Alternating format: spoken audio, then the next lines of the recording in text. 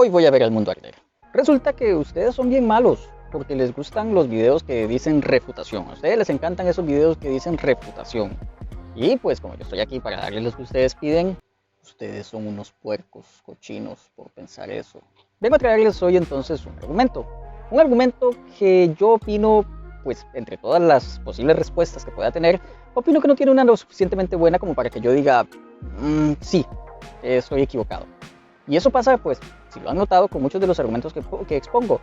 Pero es que eso es porque realmente cuando los expongo, no he conseguido una respuesta que me satisfaga, que sienta que ha sido totalmente coherente, una respuesta que yo sienta que de verdad ha respondido a mis incógnitas. No la he encontrado. Puede ser que yo sea muy poco inteligente y entonces no pueda entender la respuesta, pero en ese caso, entonces, ¿por qué Dios me hizo con la incapacidad de poder entender este tipo de respuestas y por lo tanto con la incapacidad de poder creer en Él? Es decir, no sería culpa mía, no es mi culpa no poder entender estas cosas. Que mira, que podías estudiar más. He estudiado lo que he podido. Créeme que estudiar más implicaría, no sé, pasar todo el día en eso. Y pues entonces no tiene mucho sentido que no pueda acceder yo a ese conocimiento. Pero bueno, quiero que tuvieran eso en mente porque no quiero que se piense que es que soy deshonesto y rechazo las respuestas que me dan. Al contrario, porque soy honesto, no creo en una deidad y no me parecen convincentes las respuestas que me dan. Precisamente es por mi honestidad, porque solamente de una manera deshonesta y autoengañándome podría aceptar muchas de las cosas que me dan por respuesta.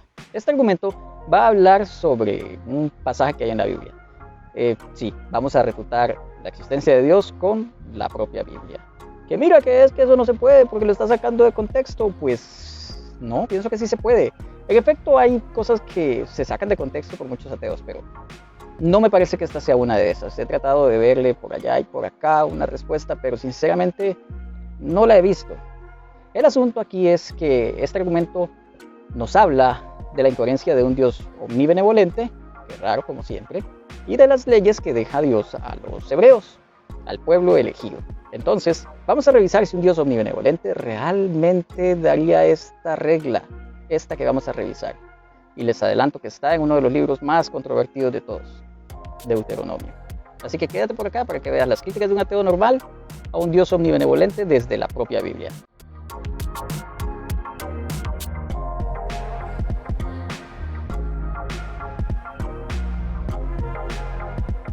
Quiero decirles que pues los creyentes, generalmente los cristianos, nos dicen cosas como que ¡ay, es que lo está sacando de contexto! Cuando vemos un libro o pasaje en la Biblia que pues dice cosas que son medio difíciles de entender pensando que estamos hablando en un libro sagrado, pero que a veces sí tienen razón y se están sacando de concepto. Entonces quiero darles el ejemplo de algo que se estaría sacando de contexto. El ejemplo es Oseas 13:16. Oseas 13:16 es un pasaje que pues es de los más crueles y salvajes que puedes encontrar en la Biblia. Es bastante perturbador de leer. Pero las personas generalmente dicen, mira lo que manda Dios, lo que ordena Dios o lo que hace Dios. Eso implica que Dios no puede ser bueno y por lo tanto no existe. Pero no es una buena objeción a la existencia de Dios, porque se está de hecho sacando de contexto. No es el contexto en que lo ven, no es que Dios está ordenando algo. Voy a leerles el pasaje para que puedan entenderme a qué me refiero y después explicarle un poco más. Cito, Oseas 13:16, dice: el pueblo de Samaria debe sufrir las consecuencias de su culpa porque se rebeló contra su Dios. Un ejército invasor los matará, y sus niños los estrellarán contra el suelo hasta matarlos, y a las embarazadas las abrirán con espadas.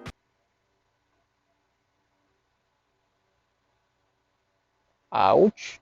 El asunto es que por más mal que se vea este pasaje, porque aceptémoslo, se ve mal en un libro sagrado que es apto para toda instrucción, un texto así, tan salvaje, es decir, piénsenlo, está diciendo aquí que van a tomar bebés y los van a estrellar contra el suelo o contra las rocas, según la traducción, hasta despedazarlos, hasta partirlos, despedazarlos, y que a las mujeres embarazadas les van a abrir el vientre con una espada. O sea, básicamente, y como esto tiene la consecuencia de que si les abren el vientre y el feto está muy desarrollado, van a sacar a un bebé, depende del grado de gestación, y ese mismo niño que están sacando también lo va a estrellar contra las piedras. O sea, es bastante horrible, bastante cruel. Sin embargo, esto está sacado de contexto porque Dios no está ordenando esto ni está haciendo que esto pase, sino que lo que se está haciendo aquí en Oseas 3:16 es una profecía. Se está profetizando que por culpa de haberse rebelado contra Dios, entonces serán atacados de esta manera. Era una profecía, no es una orden, no es un mandato, no se les está diciendo que hagan nada. Es simplemente una consecuencia de los actos de este pueblo. Entonces, como vemos, está sacado de contexto si decimos que, ay, mira, Dios es malo, pues mira lo que está diciendo. Porque Dios no lo está diciendo, Dios no lo está ordenando, Dios no lo está mandando. Es una profecía que se da. Y así hay muchos ejemplos. Hay que tener cuidado de leer realmente la Biblia en su contexto. Después de este pequeño ejemplo de cómo, pues, en efecto, a veces está mal la interpretación que hace el ateo de la Biblia, quisiera pedirles que por favor se suscriban al canal. Vamos, no te cuesta nada, es un botoncito y si después no te gusta, pues te suscribes y ya. También deja tu like si te gusta el video y pues coméntame. Todo lo que quieras comentarme lo leeré y lo recibiré y si pues estoy con algo de tiempo te contestaré con mucho gusto. Ahora sí, señoras y señores, a lo que vinimos. Lo que voy a hacer aquí es tomar un texto de la Biblia, lo vamos a leer, lo vamos a analizar y vamos a crear, a partir de lo que nos dice, un argumento por reducción al absurdo para pues poder decir que Dios no existe, para poder decir que es incongruente la idea de un Dios omnibenevolente, es decir, que es todo bondad, y el pasaje que se está citando acá. No puede Dios dejar una ley como esta y al mismo tiempo ser omnibenevolente, pues el argumento que les voy a plantear nos lleva a dos posibles respuestas. O que Dios no es omnisciente, pues había algo que no sabía, o que Dios simplemente no es bueno, más bien es malévolo por dejar una pues ley de esta manera. Hay una tercera posibilidad y que esta es la más obvia. Simplemente lo escribieron personas de la época que no tenían conocimiento alguno sobre el tema. Escribían lo que veían. Esto descarta por completo el hecho de que haya una inspiración divina, porque pues si hay inspiración divina, no podrían equivocarse de esta manera tan cruel. Para los que no sepan, un argumento por reducción al absurdo es un argumento que pues lo que va a hacer es plantear una afirmación o una hipótesis, una tesis como válida y partir de allí haciendo argumentaciones lógicas o premisas lógicas que se sigan unas de otras para ver si cuando tenemos este concepto llegamos al final de cuentas a un absurdo. Si resulta que cuando tenemos un absurdo lógico que se sigue de aceptar la afirmación que hicimos al principio, si llegamos al final a un absurdo podemos decir que entonces esa afirmación es falsa. Un ejemplo muy básico y pues que se me ocurre de momento sería simplemente pensemos en la afirmación yo soy Dios. ¿Ok? Si partimos de la afirmación yo soy Dios como verdadera, entonces podemos establecer a partir de esa afirmación premisas. Podríamos decir, premisa 1, un Dios es perfecto y no muere. Premisa 2, Sony muere. Premisa 3, pero algo que muere no puede ser un Dios. Premisa 4, Sony muere. Conclusión, por lo tanto, Sony no es un Dios. Y ahí entonces ya tendríamos un argumento por reducción al absurdo que demuestra que la primera afirmación, es decir, la afirmación yo soy un Dios, Sony es un Dios, simplemente es falsa. Y entonces eso es lo que voy a hacer aquí. Pero sin más preámbulo, ya para no cansarlos con tanto cuento, vamos a leer el texto y a analizarlo poco a poco. Vamos allá. Deuteronomio 22:13. Dice, cuando alguno tomare mujer y después de haberse llegado a ella la aborrece y le atribuye faltas que den que hablar y dijere, a esta mujer tomé y me llegué a ella y no la hallé virgen. Entonces el padre de la joven y su madre tomarán y sacarán las señas de la virginidad de la doncella a los ancianos de la ciudad en la puerta. Y dirá el padre de la joven a los ancianos, yo di mi hija a este hombre por mujer y él la aborrece. Y he aquí, él atribuye faltas que dan de qué hablar diciendo, no he hallado virgen a tu hija. Pero ved, aquí las señales de la virginidad de mi hija, y extenderán la vestidura delante de los ancianos de la ciudad. Entonces los ancianos de la ciudad tomarán al hombre y lo castigarán, y le multarán con 100 piezas de plata, las cuales darán al padre de la joven, por cuanto esparció mala fama sobre una virgen de Israel, y la tendrá por mujer y no podrá despedirla en todos sus días. Mas si resultare ser verdad que no se halló virginidad en la joven, entonces la sacarán a la puerta de la casa de su padre, y la apedrearán los hombres de su ciudad, y morirá por cuanto hizo vileza en Israel, fornicando en la casa de su padre. Así quitarás el mal de en medio de ti. Bonitas, hermosas y pues muy explicativas las palabras de la Biblia. Imagínate qué bonito poder castigar a tu hija, de que 14 años por haber tenido sexo fuera de haberse casado. Imagínate qué bonito poder castigarla apedreándola, viendo como todos la apedrean y participando tú también, ¿por qué no de la ejecución? Puedes ver cómo se le van quebrando los brazos, cómo se le va partiendo el cráneo, cómo se empieza a desangrar, cómo si alguna piedra le dan la cara se empieza a desfigurar. Puedes ver todo en primera plana. Diosito piensa en todo. Señor, ¿por qué eres tan explícito? Bueno, yo sé que ya hemos leído el texto, pero ahora vamos a leerlo un poquito más despacio y por partes para analizar qué es lo que significa cada cosa y así tener un buen contexto. ¿Ok? Entendamos un poco el contexto.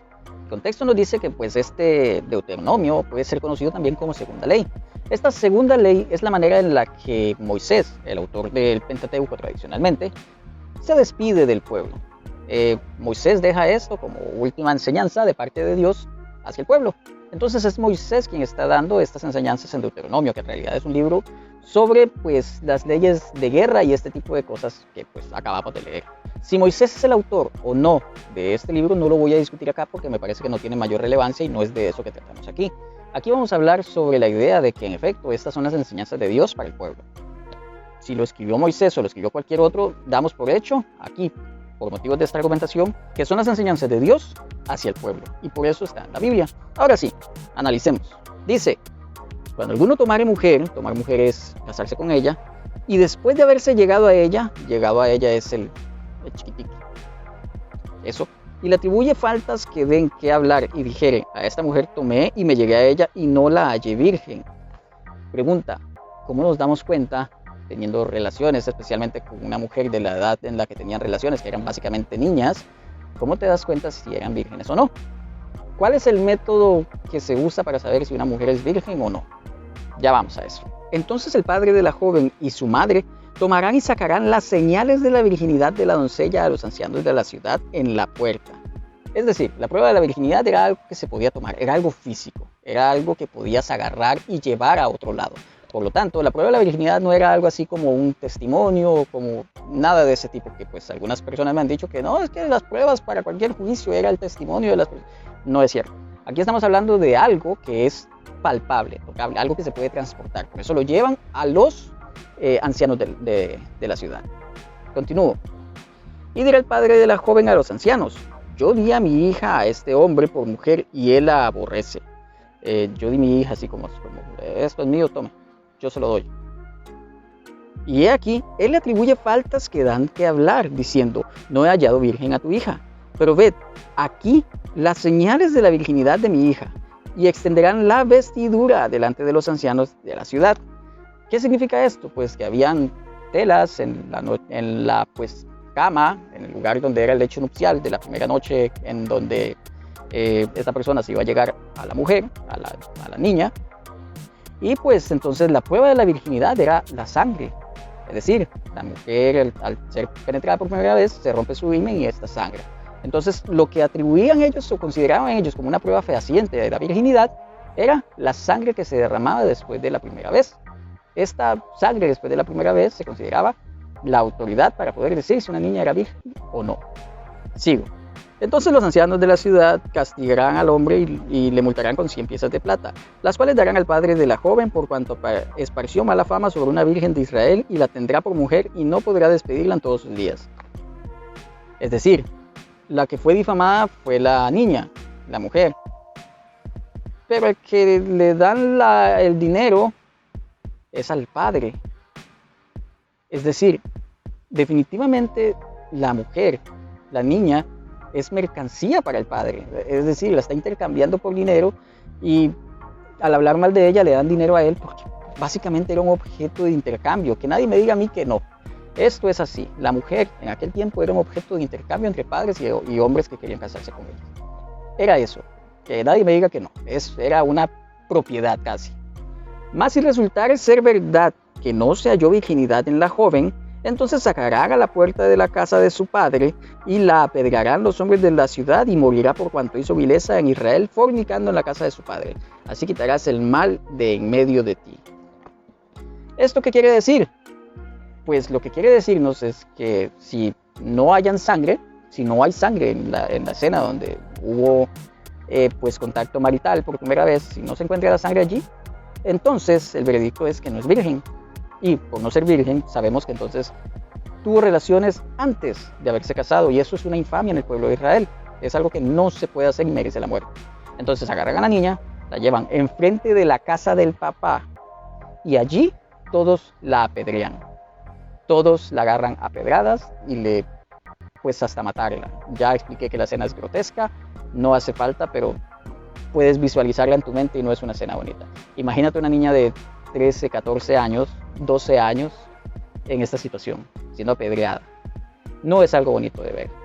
Pero no es eso lo que me hace decir que Dios no existe, porque total, a fin de cuentas, lo que está viendo aquí es una consecuencia de los actos de ella, y pues había la ley de que tenía que morir. Es cruel, sí, es pues excesivo, pienso yo, sí, pero digamos que calza dentro de la cultura hebrea. El problema aquí está en que pues las mujeres no siempre sangran en su primera vez. Sí, señoras y señores, niños y niñas, la mujer no siempre sangra en su primera relación sexual. ¿Por qué? Porque el himen, la pues digamos membrana que recubre la entrada de la vagina, ya viene con un agujero, por ahí sale la menstruación. Hay diferentes formaciones en el himen. El himen tiene a veces un hueco en el centro, a veces viene unido por nada más ciertas partes, a veces viene partido a la mitad. El asunto es que durante la primera relación sexual el himen se desgarra, y pues al desgarrarse aparece sangre, y de ahí el hecho de que las mujeres vírgenes a veces sangren, pero no todas sangran, y esto es porque a veces incluso nacen sin himen. Y cuando hay himen, de hecho, pues el himen tiene poquísimos vasos sanguíneos. Entonces es posible romper el himen y que no sangre nada. ¿Por qué? Simplemente porque casi no hay vasos sanguíneos. Al no haber vasos sanguíneos no va a sangrar. Es una membranita, es digamos una telita delgada lo que se rompe ahí. Hay muchas formas de esto, y pues incluso es tan así que se llega a romper con actividades como montar a caballo, o pues en este caso sería en camello. Si pues la niña se ha caído, porque esto también es posible, y imaginen que a los 4 años tiene una caída. El himen se puede romper por una simple caída de niños jugando. A veces solo por eso se rompe. Entonces, al ser algo tan frágil, pensar que pues tal vez mataron niñas, o con esta ley se pueden matar niñas que simple y llanamente se cayeron a los 4 o 5 años. Se cayeron y se les rompió el himen. Entonces, por supuesto, no va a sangrar. O niñas que nacieron sin himen, tampoco van a sangrar. O el caso de las que tienen un himen muy elástico, y al ser muy elástico no se rompe, entonces no sangran. Hay muchísimos factores que pueden hacer que una mujer no sangre. Entonces lo que me provoca a mí pues gran rechazo, pues una manera en la que se me dificulta ver a Dios como un ser omnibenevolente y que lo sabe todo, es el hecho de saber que se condenan niñas, o porque Dios no sabía que las niñas no siempre sangran durante su primera vez, las mujeres no siempre sangran durante su primera vez, o que sabiendo eso, aún sabiendo eso, permite tal ley entre su pueblo elegido. ¿Por qué permites esta ley? ¿Por qué dejas que esta ley se imponga en el lugar en donde consideras es el pueblo elegido? ¿Por qué permites que se lleve a cabo? No me parece que un Dios omnibenevolente pueda decirse realmente omnibenevolente si permite que a una niña que simplemente le pudieron haber pasado un sinfín de cosas, la maten por no sangrar en su primera vez. Es tan simple como eso. No siempre las mujeres sangran, no lo hacen siempre. Entonces, venir a decir que porque no sangró quiere decir que fornicaba en la casa de su padre, es cuando menos ignorante, cuando más simplemente estúpido. ¿Cómo el Dios supuestamente creador de las mujeres no sabe que las mujeres a veces nacen sin himen, a veces es muy elástico, a veces apenas se rasga, a veces no tiene vasos sanguíneos suficientes, y todas estas cosas? ¿Cómo? ¿Cómo podemos decir que Dios es el creador si no sabía esto? O si no puso al tanto a la gente de esto. No había otros métodos. Yo sé que no hay muchos métodos para saber si una mujer ha tenido relaciones o no, pero definitivamente este no es un método en el que puedas confiar o sea válido. Conozco casos de mujeres, amigas que he tenido desde muy joven, que han pasado por una situación similar y se han sentido muy, muy mal, pensando que hay algo mal con ellas, pensando que pues tal vez alguien les hizo daño y no se dieron cuenta, estaban dormidas o las drogaron, o peor aún, a veces los mismos hombres, sus parejas, las personas con las que estuvieron en la intimidad, las rechazan y las tratan de zorras, etcétera, por simplemente no haber sangrado. Al pensar, por supuesto, son personas jóvenes, al pensar que ya había tenido relaciones con alguien y el hecho de que le estuviera mintiendo sobre el tema. Muchos hombres rechazan a las mujeres por eso. Yo recuerdo que en aquellos tiempos yo no sabía nada de esto, no tenía ni idea, era un muchacho de colegio, de bachillerato. Y pues recuerdo que la orientadora del colegio, la que nos daba como psicología, nos contaba sobre el tema y ella tampoco sabía.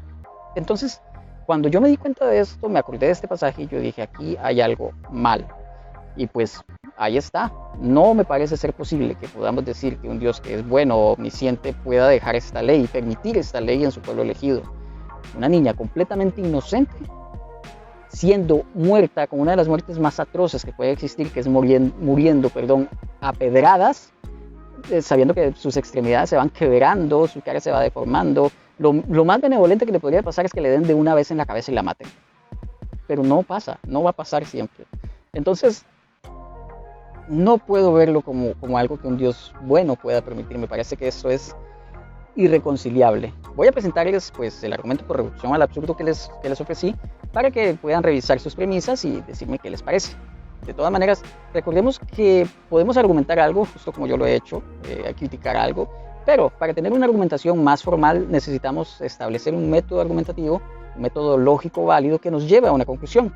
Por eso no es suficiente con que yo diga todo lo que acabo de decir, sino que presentando un argumento con premisas y conclusión que se sigue de estas premisas, fortalezco y doy más seriedad al tema. Entonces les recomiendo ver mi video sobre silogismos y falacias lógicas para que vayan a ver qué es un silogismo y cómo pueden plantear argumentos que fortalecerán, cómo pues refutan lo que quieran refutar, ya sea tierra plana, no sé, antivacunas, lo que sea, pueden refutarlo mediante un silogismo si saben aplicar las premisas correctas. Premisa 1.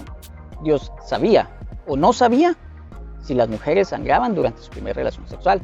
Esta premisa, por supuesto, es verdadera. Algunos me dirán que es una falsa dicotomía porque solo pongo dos opciones. Sin embargo, aquí el cristiano tiene el peso de decirme cuál es la tercera opción. Además, como estamos partiendo de una afirmación de sí o no, solo hay dos opciones. Es o Dios sabía o Dios no sabía. Ok, vamos a la premisa número 2. Si lo sabía, entonces dejar una regla que permita que a un ser inocente se lo mate no puede considerarse algo bueno. Por tanto, Dios es malvado. Premisa que pues es verdadera también. ¿Por qué? Porque personas inocentes que no han hecho nada se las están castigando y denigrando como personas que hubieran hecho algo. Esto no es justo y al no ser justo no puede llamarse bueno, porque lo bueno tiene que ser justo y se supone que Dios es justicia, es parte de su benevolencia. Premisa 3. Por lo que no es benevolente, mucho menos omnibenevolente. Esta premisa también es verdadera, pues no se puede decir que sea omnibenevolente un ser que pues permita un juicio injusto sobre alguien. Un ser que fomente un juicio injusto sobre alguien. Porque para ser omnibenevolente tienes que ser justo. Y si eres verdaderamente justo, no dejas que alguien inocente pague y sea difamado como si fuera culpable. Esto es pues muy básico y podemos darle la premisa como verdadera. Premisa 4. Si no sabía o no es entonces el creador o no es perfecto. Esto lo sabemos porque pues obviamente si yo creo un vehículo, yo sé qué partes tiene el vehículo y sé cómo puede fallar. Yo lo creé, más teniendo conocimiento de todo. Entonces no podemos decir ni que sea creador ni que sea omnisciente. Si fuera omnisciente, sabría todo y sabría que las mujeres pues no sangran siempre en su primera relación sexual. Y si fuera creador, sabría que el himen simplemente no tiene suficientes vasos sanguíneos a veces para sangrar. No hay más. La conclusión vendría siendo que pues si se cumple cualquiera de estas condiciones, entonces podemos decir que Dios no sería perfecto. Y si Dios no es perfecto, no podríamos decir que es el Dios de las religiones abrahámicas, pues el Dios de las religiones abrahámicas, en especial el judeo-cristiano, es considerado perfecto. Si se cumplen todas las premisas de antes, entonces no puede ser que exista el Dios judeo-cristiano, porque ser omnibenevolente o creador es incongruente con permitir un acto o de ignorancia o malévolo. Son antónimos, son contrarios. No puede ser que un mismo ser, que una misma cosa, que una misma entidad pueda ser al mismo tiempo omnisciente e ignorante y omnibenevolente y malévolo. No puede ser. Entonces, por reducción al absurdo, puedo decir que este Dios perfecto, si el Dios que dicen que es perfecto es el Dios que deja esta ley, entonces ese Dios no puede existir. Y bien, este fue el video. Espero que les haya de verdad gustado. A ustedes les encantan estos videos en donde hay polémica. Como les gusta ver el mundo arder, de verdad que sí. Pero, pues, como les dije al principio, si ustedes lo piden, pues eso les tendré que dar. Quería comentar así rapidito que pues hay muchos de ustedes que me han escrito porque quieren que hable, qué sé yo, del argumento de la contingencia de Leibniz, que hable del argumento ontológico modal, que hable de las vías de Santo Tomás de Aquino, etcétera, etcétera, etcétera. Quiero decirles que por supuesto vamos a hablar en el futuro del canal sobre todos estos argumentos.